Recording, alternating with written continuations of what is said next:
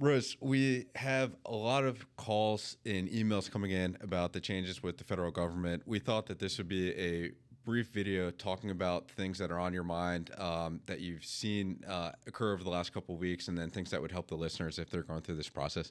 Yeah, absolutely. So certainly with our proximity to the federal government, we have lots of clients who were close to retirement age who are now thinking about taking the buyout. So a lot of these conversations have entailed, how many years do you have in? What would that payment look like? When do you apply? If you do accept this, how's that process going to work? From our understanding, if they accept the buyout, they will get paid till September. But the key thing is applying and getting your retirement stuff into OPM.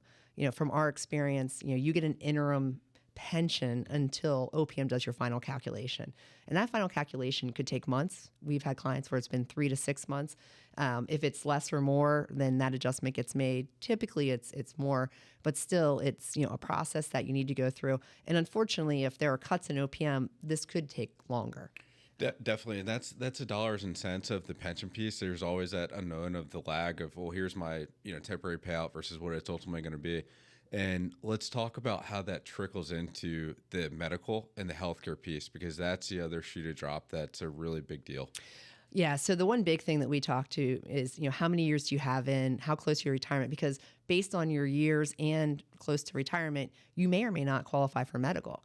So if you are considering, make sure you understand the roles and say, okay, maybe I'm 18 years in. Wow, I really, and based on my age, I have to work till 20 years to be able to make sure I can stay on the Blue Cross Blue Shield medical through the government.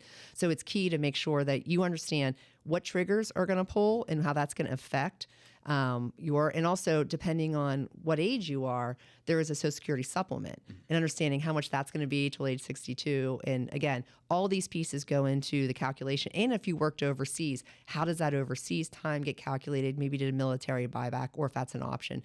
So there's lots of moving parts. So the key is, again, and then if there's TSP, how do all these pieces fit together in your retirement picture? And is it better to maybe work 2 more years because it's going to give you that ability to make sure you lock in your medical options.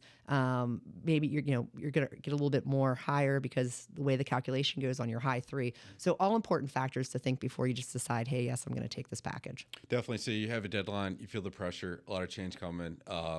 This is something where just based on hearing you go through all these pieces, obviously reach out, don't make any sort of rash decision. Absolutely. We're here to help. We can walk through something that we have extensive knowledge in helping clients make educated decisions. Thank you. Yeah.